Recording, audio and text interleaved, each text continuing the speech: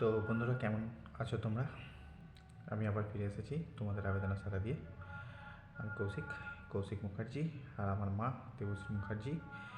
আমাদের সম্পর্ক নিয়ে তোমাদের সামনে রোজ নতুন নতুন এপিসোড তুলে ধরি, যাতে তোমরা অনেক কিছু শিখতে পারো, অনেক কিছু জানতে পারো। আর আমি যে স্বর্গীয় অনুভূতির মধ্যে দিয়ে চলেছি, একটা স্বর্গীয় সম্পর্কের মধ্যে দিয়ে চলেছি, সেই সম্পর্কের ব্যাপারে তোমরা অবহিত হও, নিজেদের জীবনেও সেটাকে প্রতিফলিত করো।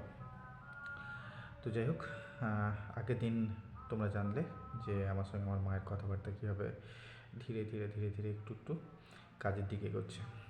তো যাই হোক, আমি আমার মাকে ফোন করি। ফোনটা কিছুক্ষণ রিং হওয়ার পর মা ফোনটা তোলে। ভুলে গিয়েছিলাম মা দুপুরবেলা খেয়ে দিয়ে একটু বিশ্রাম নেয়, ভাত ঘুম দেয়।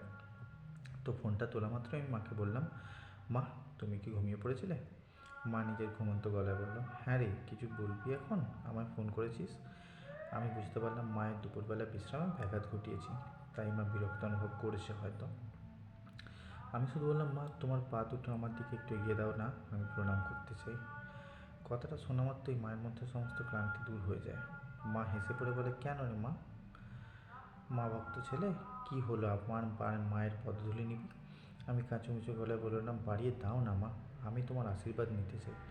আমার লক্ষ্মী মা, আমার দুর্গা মা, আমার দেবশ্রী মা। তো মা আবার হেসে উঠলো, বললো, থাক থাক, আর বেশি মস্করা করতে হবে না।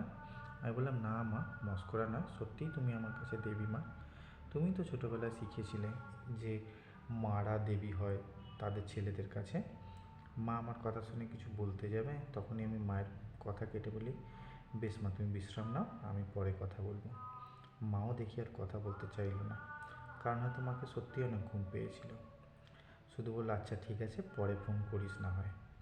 সেদিন বিকালবেলা একটু মার্কেটের দিকে এসেছিলাম, কিছু কেনাকাটা বাকি ছিল। এমনি তো কলেজ থেকে মেন মার্কেট কিছুটা দূরে অবস্থিত, প্রায় 4-5 কিলোমিটার হবে। তো কলেজ ফেরার জন্য বাসের অপেক্ষা করছিলাম, তখন পেছন থেকে একজন আমাকে ধাক্কা দেয়। দেখি আমারই ক্লাসের এক বন্ধু, ওর বাড়ি এখানেই, যাকে বলে ডে স্কলার। সে তো আমাকে দেখে ভীষণ খুশি, ও আমাকে ওর বাড়ি নিয়ে যেতে চায়। আমি বললাম, না রে ভাই, আজ থাক না, অন্য কোনো একদিন যাব, আর এমনিতেই অনেক লেট হয়ে গেছে, সন্ধ্যা হয়ে পড়বে। সে তো প্রায় নাছোড় বান্দা, আমাকে নিয়েই গিয়ে ছাড়লো। ওর বাড়ি গিয়ে দেখলাম বন্ধুর মা আমাকে আপ্যায়ন করতে প্রস্তুত। কাঁচের 1 গ্লাস জল, 2টো বড় রসগোল্লা।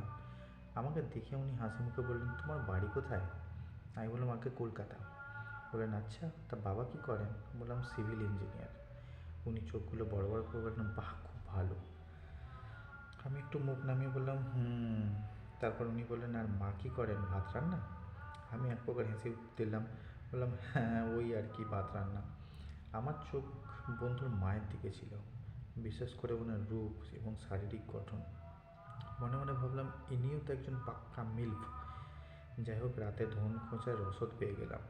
আজ ইনিই হবেন আমার রাত কি রানী। দিন দিন কেমন একটা অবসেশনে পরিণত হয়ে গিয়েছিল।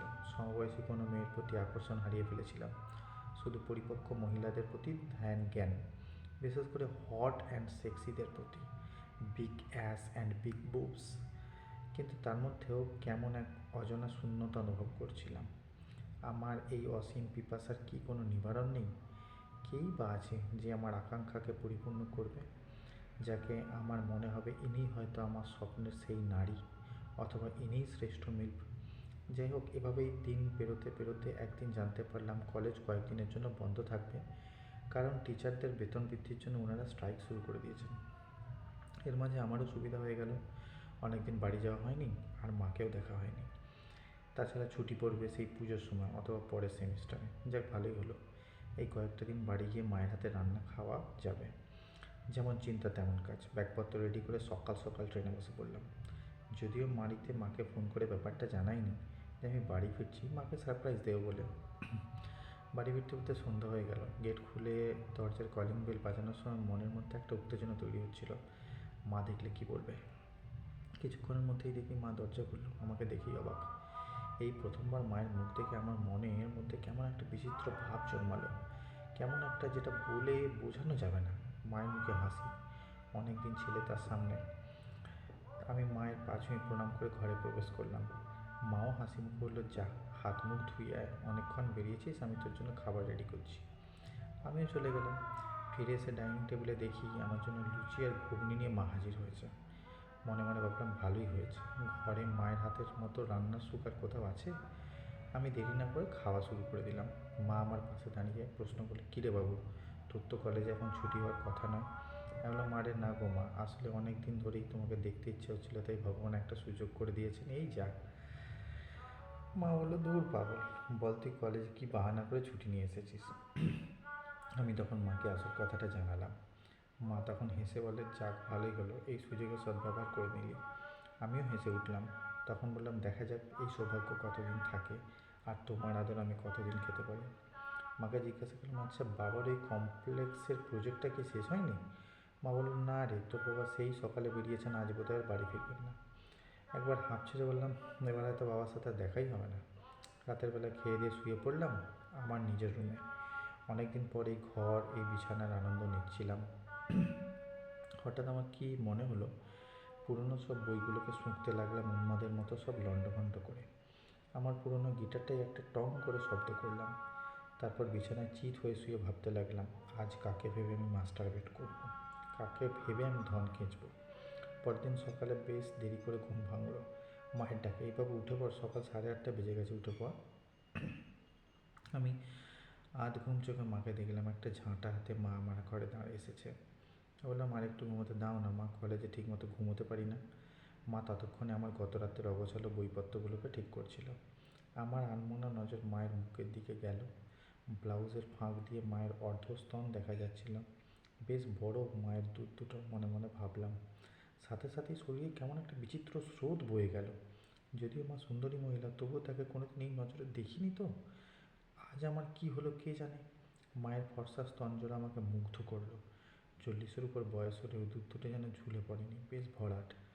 ঘুমন্ত চোখ নিয়ে মায়ের সৌন্দর্যতা উপভোগ করতে লাগলাম, একটা অসভ্য ছেলের মতো, যে নিজের ভদ্র মাকে অভদ্র নজরে দেখছিল।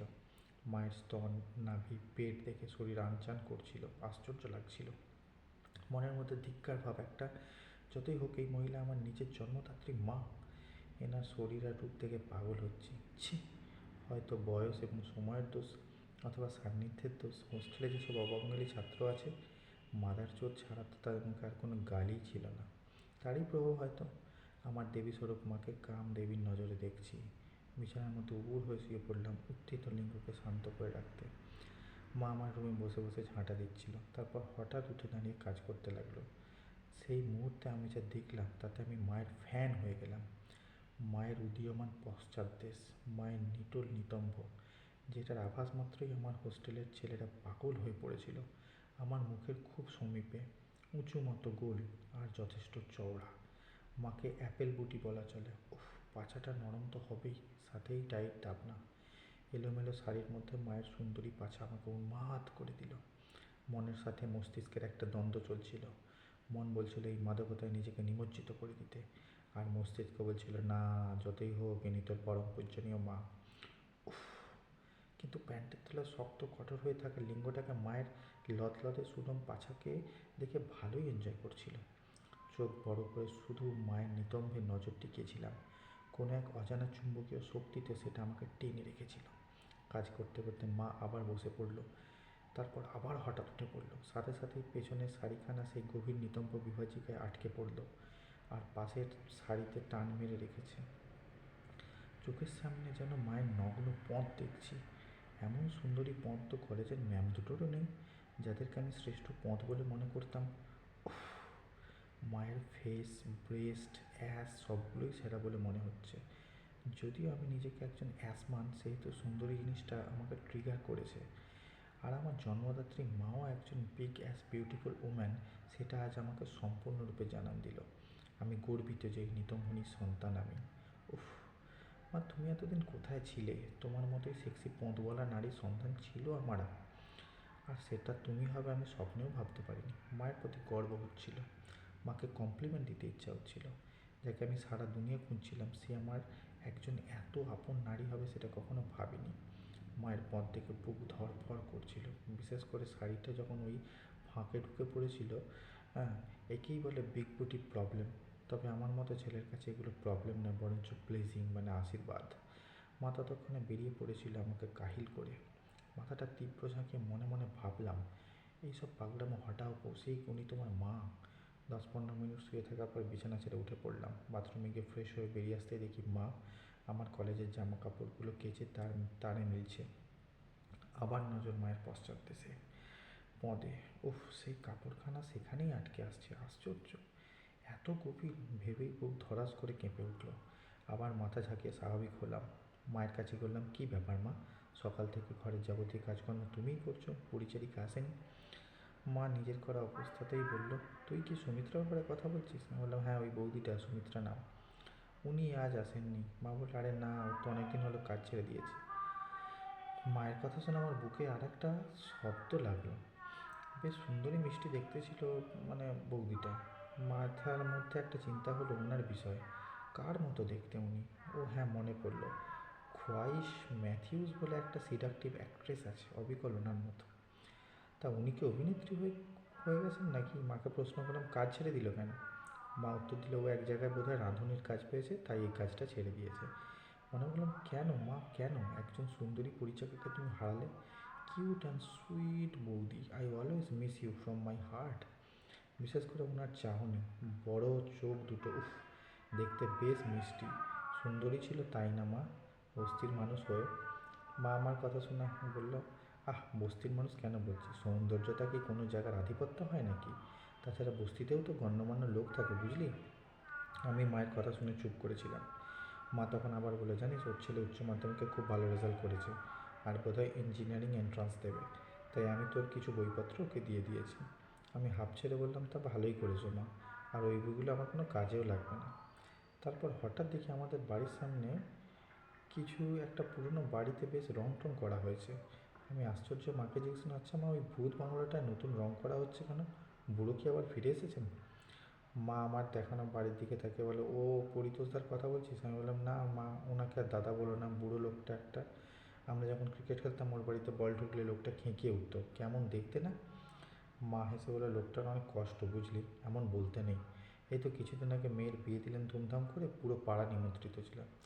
বললাম, হ্যাঁ, কী যেন নাম ছিল মেয়েটার, মধুরিমা, প্রচুর ঘ্যাম মেয়েটা, তবে সেই ছিল। আমি মায়ের কাছে এসে আবার বললাম, কী মা, কী হয়েছে? এই পাড়াটা সব সুন্দরী নারীগুলো এক এক করে বিদায় নিলাম আমার জীবন থেকে, তুমি চলে যাবে না তো? মা হেসে বলল, ধ্যাত পাগলা, আমি আবার কোথায় যাব আমার দুষ্টু সোনা ছেলেকে ছেড়ে দিয়ে? আমি মাকে কিছু বলতে যাবো, ওখানে আমার ফোনটা বেজে উঠলো কলেজ থেকে। বন্ধু করেছে। আমি ফোনটা রিসিভ করে বললাম, হ্যাঁ বল। ওপাশ থেকে বলল, ভাই, কলেজ আরম্ভ হয়ে গেছে, সব স্ট্রাইক তুলে নিয়েছে টিচার্সরা, কাল থেকে যথারীতি ক্লাস শুরু হবে, আর যারা অ্যাবসেন্ট করবে ওদেরকে ব্ল্যাকলিস্ট করা হবে। এই কথা শুনেই তো আমার মাথায় হাত, কী হবে এবার? আজ বোধহয় ফিরে যেতে হবে আমাকে। কিন্তু আমাকে ফিরে যেতে হবে কি হবে না, আমি কি ডিসিশন নিলাম, আর আমি কিভাবে মায়ের আরও কাছাকাছি এলাম, সেটা জানার জন্য কালকের এপিসোড পর্যন্ত অপেক্ষা করতে হবে। তোমরা যদি আমার সঙ্গে থাকো বন্ধুরা, তাহলে জীবনের সেই অভিজ্ঞতা অর্জন করতে পারবে, যেটা হয়তো কোনো দিন ভাবোনি এই জীবনে। জীবনটা অনেক সুন্দর, বুঝলে? হ্যাঁ, কেউ কোনো রকম অভিজ্ঞতা থেকে বঞ্চিত হোক, বা কেউ কোনো রকম একটা বড় স্টেপ নিতে গিয়ে পিছপা হোক, সেটা আমি চাই না। তাই জন্য আমি সবসময় চাই যে জীবনে রিস্ক নাও, বড় বড় কিছু করো, অসম্ভব কিছু করো, ঠিক আছে? সেটা প্রফেশনাল লাইফে হোক, পার্সোনাল লাইফে হোক, ঠিক আছে? আর জীবনটাকে সবসময় এন্টারটেনমেন্টে ভরে রাখতে হবে, চার্মিং ব্যাপারে ভরে রাখতে হবে, যাতে লাইফ কখনো বোরিং না হয়, ঠিক আছে? আজকের জন্য এইটুকু রইল, কালকে রয়েছে আরও দুর্ধর্ষ ব্যাপার। সাবস্ক্রাইব করে আমার সঙ্গে থাকো। জীবনের সব কিছু বলবো, মাকে চোদা থেকে, প্রেগনেন্ট করা থেকে, আরও অনেক অনেক অনেক অনেক এন্টারটেনিং, অনেক ইন্টারেস্টিং ঘটনা। তোমরা কীভাবে সেটা নিজের জীবনে করে দেখাতে পারো, ঠিক আছে, সেটাও আমায় জানাবো। শুধু আজকের জন্য এইটুকু রইল, ঠিক আছে? কালকে আবার এই সময় এই মুহূর্তে আমি ঠিক চলে আসবো তোমাদের জন্য নেক্সট এপিসোড নিয়ে। জানতে থাকো আমার জীবনের ঘটনা, আর ভাবতে থাকো নিজের জীবনের সম্বন্ধে, সেটাকে কী করে আরও বিউটিফুল করা যায়। আজকের জন্য এটুকুই, বাই।